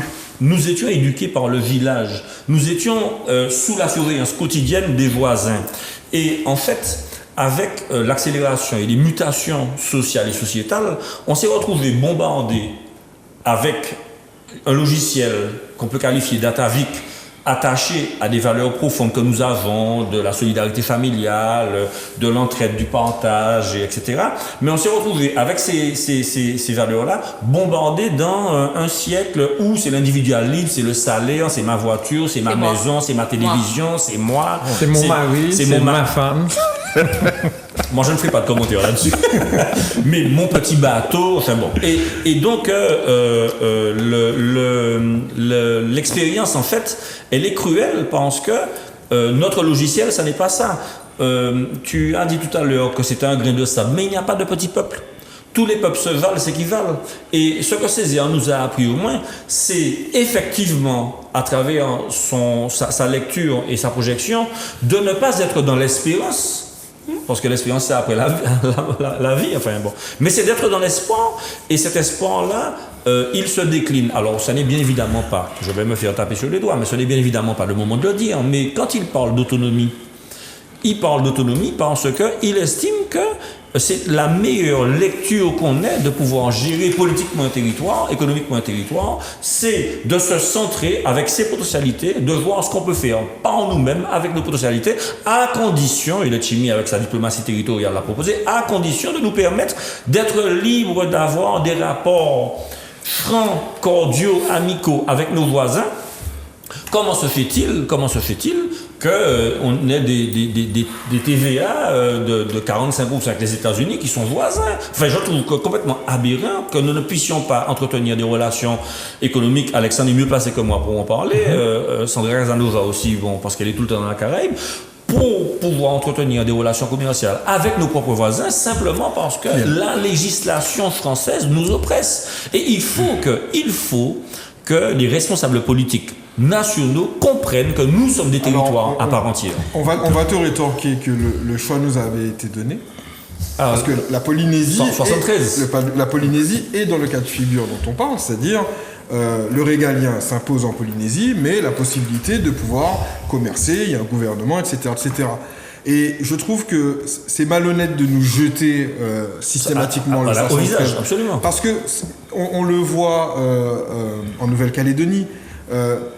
C'est pas on-off, c'est un apprentissage. Et l'apprentissage, avant d'être sur la manière dont on choisit de bâtir nos institutions, il est sur ce dont on est en train de parler, sur la manière dont on décide de vivre. Je suis très raccord avec la notion de care, faire attention les uns aux autres. Faire attention les uns aux autres. Sortir de... La bienveillance. La bienveillance. Oui, mais il faut qu'on sorte du fantasme.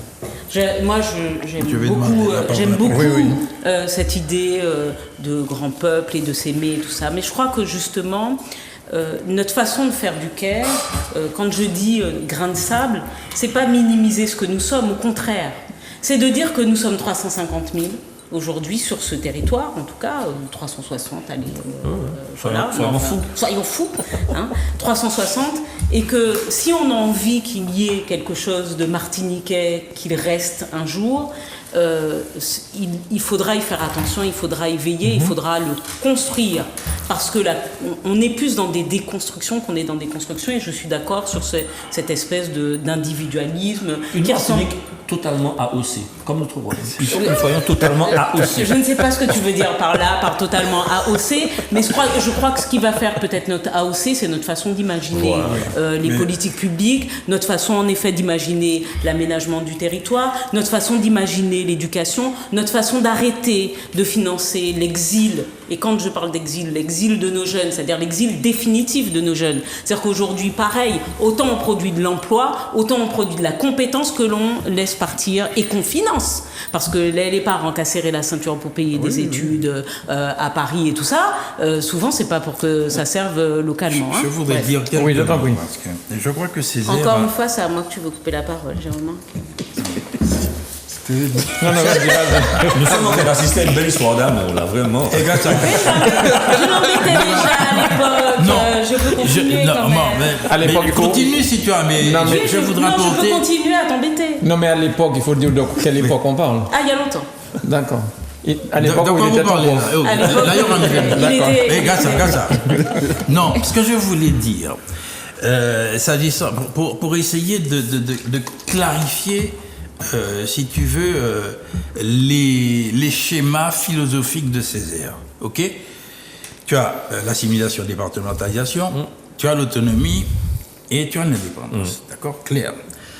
Et tu peux faire des équations mathématiques à partir de deux concepts qui ne se supportent pas, liberté, égalité. C'est ça ne se supporte pas, hein. Si tu as la liberté, il n'y a pas d'égalité. Donc il faut restreindre les libertés pour aboutir à l'égalité. Bon, lorsque tu es dans la départementalisation, quel est le concept ? Tu n'es pas différent de l'autre, c'est de l'assimilation. Donc c'est l'égalité. Moins la liberté. Et oui, tu n'as pas besoin de liberté particulière puisque tu es comme l'autre. D'accord, ok. L'indépendance, bâti. Bon, donc tu as la liberté, mais il n'y a pas l'égalité. Tu es parti du système. Mais l'autonomie, et c'est là il faut voir les différentes possibilités. L'autonomie, c'est quoi ? Premier principe, on est rattaché à l'ensemble. On fait partie de l'ensemble. Deuxième principe, on a le droit à la différence. Nous sommes différents. Et par conséquent, à ce titre-là, nous devons avoir des pouvoirs propres pour gérer cette différence, car nous sommes les mieux à même de gérer cette différence. Donc, l'autonomie, c'est égalité plus liberté. Attends, mon prof finit, parce qu'elle va critiquer. Non. Je me mets à sa place. Oui, elle va critiquer. Elle va critiquer. Exactement. Oui, alors, je me mets à sa place et je me fais la critique. Ok. Oui, c'est qui ça ? Vous voulez tout bail là ? Le beurre, l'argent du beurre, la fermière. Crémière. Très bien. Moi, je réponds. Vas-y. Oui, mais nous sommes là, ici, dans la Caraïbe, dans une situation tout à fait particulière. Et je disais à mes étudiants, nous sommes géographiquement ce que nous ne sommes pas juridiquement, et nous sommes juridiquement ce que nous ne sommes pas géographiquement. C'est-à-dire, nous sommes plus que région ultrapériphérique, c'est-à-dire que nous sommes tellement éloignés, n'est-ce pas, que nous faisons déjà partie du monde de l'Amérique. D'accord ? Et c'est une situation que nous n'avons pas demandée. Non. Nous y sommes. Et dans cette situation particulière où nous représentons plusieurs intérêts, il est tout à fait normal que nous puissions être européens et être nous-mêmes dans ce monde-là. C'est ça. Et je rebondis, la typicité de la Martinique, comme l'a fort brillamment expliqué M. Saint-Cyr. Et Philippe, à qui ça ? Philippe, c'est que, pour résumer, l'égalité des droits, mais le droit à la différence. Voilà. Parce que ils veulent, mais en tout cas, les États et gouvernements qui nous dirigent, nous proposent un packaging, c'est-à-dire, voilà l'autonomie qu'on vous propose, mais prenez toute l'autonomie qu'on vous donne telle qu'elle a été imaginée. Nous ne voulons pas de ça. Nous voulons une autonomie particulière. Et quand Mme Béli prendra sa carte au PPM, ce qu'elle lui fait très bien. Mais il n'y a que des PPM autour de cette table. Je suis en Il n'y a que des PPM. Ce qui ne serait tarder, parce que les arguments militent dans le sens de convaincre Mme Béli. Elle va te dire Béatrice. Comme Philippe t'a dit Philippe. Ah, elle me l'a pas Non, elle n'a pas Donc, nous restons très protocolaires. Donc, Madame Bélé. Et donc, on voit bien que. Vous ne connaissez pas mon prénom. Mais si, mais tu es une légende. Et en général, quand on sort de ce plateau-là avec toi à côté, on a un torticolis ici. Donc, C'est lui. et donc, on voit bien que le projet politique mené, il n'est pas tellement différent, entre guillemets. Quand on est de gauche, on est de gauche. Mais aujourd'hui, qu'est-ce que les gouvernements de la France constatent ? Ils constatent qu'il y a nécessité de gérer les choses de manière territorialisée. Et les grands principes de la Constitution, je parle au professeur de droit qui a Philippe, quand il s'est agi de territorialiser les décisions et les applications des normes et des trucs concernant le Covid, à un moment donné, on s'est dit non, ben écoute, c'est comment ils ont dit ça, fermeture pour tout le monde. C'est la. Et puis la loi, c'est pour tous. Voilà, c'est pour nous tous. sommes France, Et puis ils se sont rendus compte qu'il y avait des endroits où il y avait des contagions et un taux d'incidence plus important que d'autres, etc. Et on a commencé à avoir une gestion territorialisée du problème du Covid. C'est ça. Eh bien, le problème du Covid montre incontestablement que Césaire avait raison il y a 60 ans. Voilà. Bien. Et d'ailleurs, c'est une proposition d'Anne Hidalgo. Une proposition césarienne. Ah ben c'est extraordinaire. De territorialiser en précisant justement que l'une des leçons à retenir de cette crise Covid, c'était que les territoires étaient capables de faire valoir un certain nombre de solutions face à des crises. Et même pour la France, ils sont en train de parler de ça pour la France aussi. Oui, mais c'est ce qui se passe. Parce que regarde, il y avait eu déjà, par exemple, l'arrêt des masques dans les écoles dans un certain nombre de départements. Et puis finalement, ça a été remis pour un certain nombre de départements et pas d'autres. Et puis finalement, ça peut être généralisé, mais c'était soit des villes, déjà, même dans certaines villes, il y avait le masque pour marcher dehors et tout ça. Enfin, tout ça pour dire qu'il y a quand même une capacité aujourd'hui d'avoir en effet un certain nombre de décisions qui soient prises par nos édilités publiques locales et qui soient discutées sans que ça ne pose ombrage et surtout qu'elles puissent avoir des effets plus précis. Voilà. Alors, on a bientôt fini et il faut parler quand même de la Transat Jacques Fabre. Vous ne parlez pas du tout du CHUM. On va parler aussi. Parce qu'on a directement le CHUM, là. À partir de. Alors, moi, j'ai juste un truc à dire sur la Transat Jacques Vabre. Ah oui, super. Mais non, super. Il a dit. Non, mais on fait très court puisqu'on a bientôt fini. Oui, on va parler du CHUM. C'est super. Ça parle du café. Ça parle aussi de l'histoire du café. C'est bien qu'on en parle autant que de l'histoire de la canne ou de la banane, mais il faut qu'on parle de l'histoire du café en Martinique, de ce que ça a généré, mais aussi de la fierté que l'on doit pouvoir tirer à développer ce type la fierté. Oui, d'avoir tout une à filière fait. martiniquaise. D'avoir une filière martiniquaise. Et à ce propos, il semblerait qu'il n'y ait pas eu une grande présence martiniquaise au Salon du chocolat et au Salon du café en France hexagonale. Enfin, au Salon du chocolat, je sais qu'il y a eu pour le salon du personne. Mais ça fait partie des petites filières, je tiens à le dire quand même. Mais ça fait partie des filières sur lesquelles. Mais on doit. Mais c'est pas une petite filière. C'est des filières d'excellence, mais qui ne sont pas des grosses filières. On n'a pas les moyens. C'est pour ça que je vous dis qu'il faut qu'on sorte du fantasme. Quand on peut pas dire grande. Voilà. On dit petite mais qualitative. Pourquoi je pense à autre chose? Je ne sais pas. Petite mais qualitative. Et passe-toi éventuellement. Sans aller jusqu'à dire qu'on va être demain un grand producteur industriel de café, etc. Déjà, il y a une filière de qualité. La qualité, ça peut amener au luxe, sans trop rêver, mais ça peut amener à quelque chose de particulier. Et puis, moi, je prône une chose pour notre économie, c'est qu'on sorte de la concentration. De certains pouvoirs qui jugulent l'économie. Donc si certains peuvent créer une filière d'excellence... Tu veux parler des monopoles ? Si certains veulent créer une filière d'excellence qui crée de l'emploi, de la valeur, de la fierté, allons-y. Et Jacques Vabre, c'est cette occasion aussi. Au-delà de la course, on peut en parler, mais au-delà de la course, c'est un partenariat qui va s'établir avec un des grands, le numéro 2 mondial du café, et des plus petits. On donnera plus que 60 kilos sur les 300 tonnes qu'on avait promises. Non, mais par contre, pour le chocolat, il faut que vous sachiez que, je ne sais pas si on peut nommer, mais le chocolat Lozea, ils sont classés parmi les 10 premiers mondiaux en termes de qualité de fabrication artisanale et de qualité dégustative de leur chocolat. Ils sont vraiment très bons. Et la question, ça pourrait être, comment on fait pour développer ce truc ? En tout cas, je rappelle que les deux plus grands pays du chocolat, la Suisse et la Belgique, en leur sol, ne produisent pas de chocolat. Donc, ce qui veut bien dire que de cacao de Lozea n'est d'ailleurs pas local. Et d'ailleurs, c'est ça qu'il faudrait intensifier. Et il le demande d'ailleurs. C'est ça qu'il faudrait intensifier. Alors, une question concernant justement la Transat, parce que forcément les gens vont en parler dans les jours à venir. Est-ce que sur le plan sanitaire, est-ce qu'il y a des précautions qui ont été adoptées pour... Il y aura à l'entrée du village le pass sanitaire qui sera appliqué.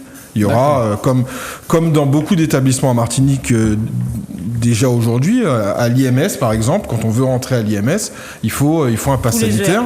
Tous les ERP, il faut un pass sanitaire. Et là, on ne dérogera pas à cette règle. Il faudra un pass sanitaire pour rentrer dans le village. Maintenant, Fort-de-France est grand et la course est surtout le fronton. Donc le front de mer. Donc tout le monde pourra assister à la course dans la baie. Tout le monde pourra, même hors du village, voir les bateaux arriver, les superbes bateaux que j'ai eu l'occasion de voir il y a 2 semaines. Qui sont immenses, paraît-il. Oui, les ultimes, c'est quelque chose qui est hors norme, quoi. Ça vole sur l'eau, ça va plus vite que la plupart des bateaux à moteur. C'est magnifique à voir et on peut les voir, comme quand on voit un tour des Lyon arriver. Il n'y a pas un petit tour à gagner. Faudra négocier avec Éric Barré, qui est le Martiniquais. Il aurait fallu lancer une suggestion peut-être pour les années prochaines, mais quelque chose à l'endroit notamment des jeunes et qui puissent gagner. Alors, justement, en parlant de ça, j'ai un filleul juste qui adore la voile et qui du coup va au club nautique. Il faut rendre la voile plus accessible. Parce que 60 € pour louer un Obicat pour 2 heures, pour 2 heures. Oui. C'est inaccessible. Oui, ça reste un sport de matériel, donc un sport élitiste. Mais voilà pourquoi je précise que si nous devons accueillir ce type de manifestation, la réponse publique que nous devons avoir, au-delà du fait que ça soit un bel événement, au-delà du fait que ça porte la question du café, ça doit aussi porter la question du nautisme, et il faut que nous rendions ces sports nautiques plus accessibles et que nous aidions peut-être les associations qui sont prestataires, mais il faut que ce sport, pour nos jeunes Martiniquais, ces sports soient beaucoup plus accessibles. Et du coup, on aura peut-être aussi un peu plus de représentants martiniquais. Déjà, un sur la centaine et quelques, c'est déjà pas mal, vu qu'on est tout petit, comme tu disais tout à l'heure. C'est déjà pas mal. Il est, je crois, aujourd'hui 27e sur sa catégorie. En fait, il y a 4 catégories de bateaux. Sur sa catégorie, je crois qu'il est 27e sur 45e. Je lui souhaite d'arriver déjà, parce Voilà. que c'est une course extrêmement difficile et que l'enjeu, oui, il y a un enjeu sportif, mais il y a surtout un enjeu d'arriver sain et sauf. Il est symbolique, c'est la symbolique, participation ouais. qui est importante. Bien sûr. Et même si nous aimons beaucoup nos amis guadeloupéens, on ne parlera pas que de la route du Rhum désormais. C'est ça. que ça va On être aura également la aujourd'hui, Transat Jacques Vabre. Voilà. Mais il faut qu'on soit content, en tout cas, parce que on est capable d'organiser des manifestations Oui. avec de la sécurité sanitaire. Donc Oui, faut qu'on je arrête pose la d'en question, faire, c'est justement pour éviter Et je crois que- aussi qu'il faut qu'on soit content, malgré tout, de pouvoir accueillir ce type d'événement Bien sûr, qui bien sûr. tourne toutes les caméras et tous les mots de tous les beings et de ceci, des grosses chaînes sportives, ne pourront se passer de parler, de la Caraïbe, de la Martinique. Ils verront Et la je baie de crois que Fort-de-France. ça, c'est une Et visibilité Fort-de-France, c'est qui est, la cinquième plus belle baie du monde, semble-t-il. Fort-de-France. 5 ou 7e, Sinon, enfin en la tout cas, première, dans les 10 pour dans les moi 10 c'est la premières. première. Voilà. Je me lève tous les matins en la regardant et c'est la première. Bien. Alors, il y a des pontons éphémères qui ont été installés. Espérons que ça restera un petit peu plus de temps après que les Martiniquais en profitent avant qu'on les Pour enlève. Noël, Mais oui, pourquoi pas? Ça, je sais pas, parce qu'ils ont un certain coût. Ben, je On suppose. amortira justement au bout des... Alors, on a engagé sur 3 éditions. Il y en a 2 plus 1, si tout se passe bien. Il faudra au moins les 3 éditions pour rentabiliser ce matériel. C'est un matériel qui coûte relativement cher, qui est de belle qualité. Vraiment, il y aura... on a les moyens d'accueillir ce genre d'événement. De toute façon, quand on accueille ne serait-ce qu'un tour d'Aïol, c'est pas anodin. Hein. On sait faire, on sait accueillir des embarcations sur la baie de Fort-de-France. Et là, on va montrer qu'on est capable de le faire à un niveau international. Moi, je suis très content. Et on peut en parler. Il y a la tentation d'avoir des manifestations, d'avoir des choses qui se passent un peu moins bien. J'espère que ça se passera très bien parce qu'il faut que ça arrive et c'est bien que ça arrive maintenant. Parce qu'on a besoin de repartir sur quelque chose de positif. On a besoin de finir l'année, on peut appeler ça de la fierté, en tout cas en se disant qu'on sait faire aussi. Et on sait faire pendant la crise. Oui, toutes les télés du monde sportifs et non sportifs vont nous regarder. Il faut montrer au monde que oui, on a nos contestations, oui, on a certains problèmes, mais on reste la Martinique, une île capable d'accueillir et capable de faire rayonner quelque chose de positif. Donc, il faut qu'on dise Deux mots aussi sur que le film. c'est juste un peu différent. Enfin, moi, le Wélélé que je fais sur un tour d'Aïol, c'est pas ce que je vais pouvoir faire sur une Jacques Vabre, quoi. C'est-à-dire qu'on a Pardon, mis j'ai pas entendu ce que tu as le dit. Wélélé. Tu vois, quand tu cries, que t'as ton pas, moi, je- fanion, Ah tout ouais. ça, que tu Avec le verre de souhaites, que tu souhaites presque, il y aura tu vois, tout que ta cousine n'est pas sur la même, tu vois, la même équipe que toi et tout ça. Donc, Et c'est pas la même chose. Sans Voilà. pour autant que le Gaumont ait déjà Sayol. Donc quand le Gaumont a Sayol, ce sera pire. Alors, Philippe, on parlera donc du CHUM. Si, l'obligation vaccinale, les nombreux arrêts de maladie, enfin bon. Je voudrais, oui, intervenir sur ce point-là. Parce qu'on a parlé d'autonomie. Donc il y a plusieurs formes d'autonomie, voir dans quelle mesure, quels sont les pouvoirs que l'on donne au niveau local et ceux qui restent à l'autorité centrale. Alors, je reviens à l'incident que je vous ai relaté et à la Avec carte la d'identité maréchaussée. de D'accord. la maréchaussée de l'outre-Atlantique. Oui. L'initiative de la médiation est une très bonne chose. Mais je ne sais pas si la médiation, telle qu'elle est organisée, convient totalement. Je veux dire par là que nous avons une histoire qui nous est propre. Excellent. Nous sommes les produits de cette histoire. Tout à fait. La maréchaussée, je vous ai dit ce que j'ai ressenti. Donc, Tout à fait. nous tous, nous avons ce même ressenti. Donc, je crois qu'il faut que cette médiation soit en mesure de connaître toutes les spécificités, les particularités de notre histoire. Alors, il y a des médiateurs qui sont formés, etc.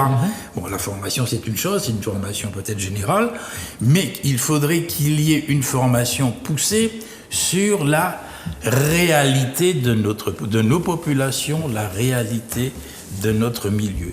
Je sais qu'à un moment donné, il y a les fonctionnaires qui venaient ici avaient droit à cette formation. Et je me pose la question de savoir si, comme elle a été organisée par le gouvernement, est-ce que c'est... J'ai pas de solution, hein. Est-ce que c'est la meilleure façon de faire? Je ne sais pas. Déjà, il y a des règles de médiation.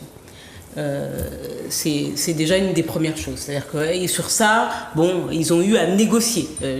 Et d'ailleurs, une médiation, ce n'est pas une négociation. Mais les règles de médiation, à l'origine, d'entrée, n'ont pas été franchement respectées par l'État, il faut quand même le dire. Normalement, les médiateurs désignés sont censés s'accepter entre eux. Donc on peut dire, bah, celui-là ne me convient pas, celui-là ne me convient pas, et énoncer ses raisons. Mais c'est entre eux que ça se passe.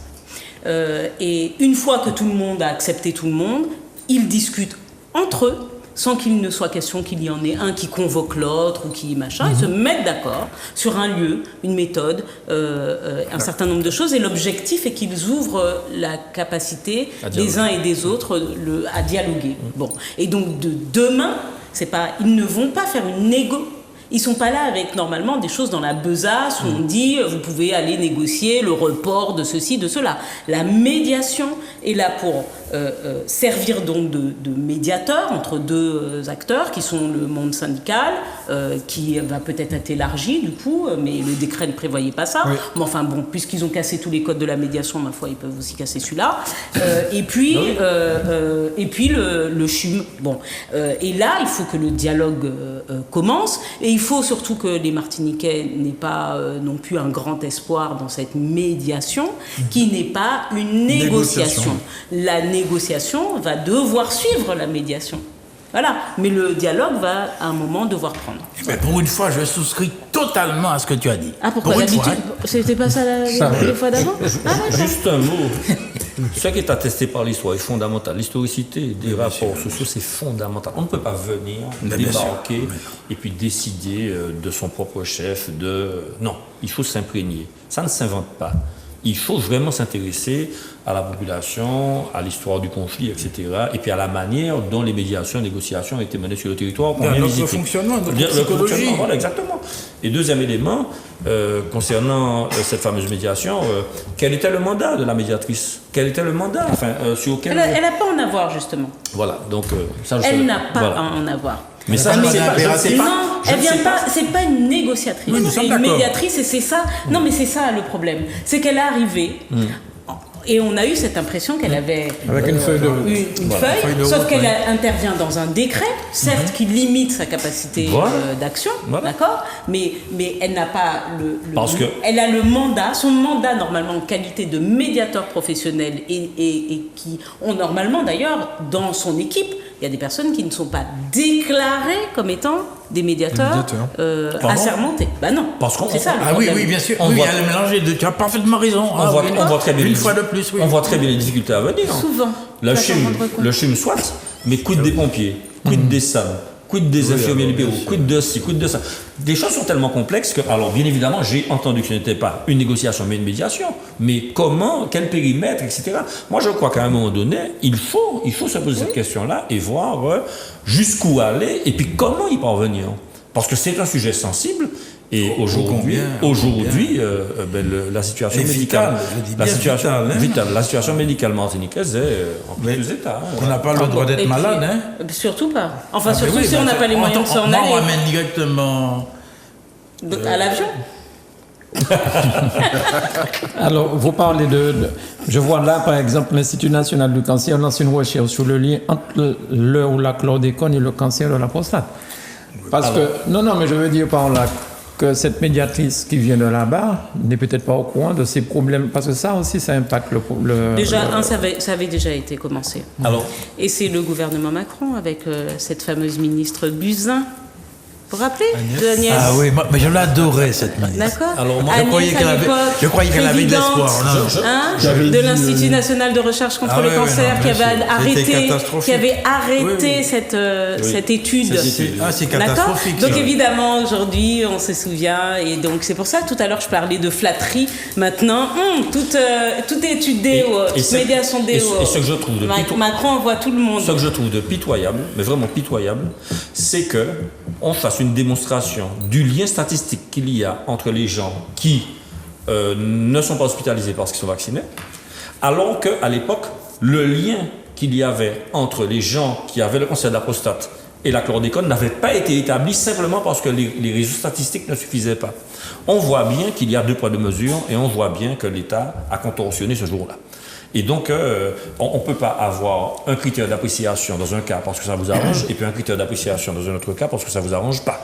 Oui, faire le lien entre le cancer et puis maintenant, mais ce que je veux dire, c'est que maintenant, nous savons, et nous avons toujours essayé de cacher parce qu'il y a peut-être une responsabilité également, dont nous parlerons au prochain épisode. Donc, mais ce que je veux te dire, c'est que l'État a clairement menti à l'époque, voilà. Là, aujourd'hui...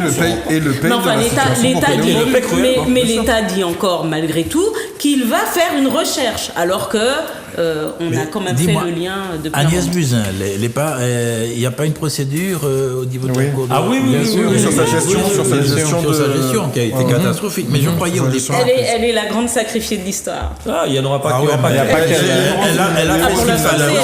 Elle a fait ce qu'il fallait. Alors, nous verrons bien. Merci. Ça, c'est autre chose. En tout cas, merci à tous les 4 d'avoir animé cette émission avec autant de passion. Je vois que les commentaires il y a un certain nombre, vous allez voir sur Internet. La passion, c'est du féminin. C'est toi qui mets le piment, en fait. C'est un mot féminin. Ouais. Le piment, c'est masculin. Peut-être, et si j'osais, peut-être que Béatrice amènera une solution avec le fond Bélé. Voilà.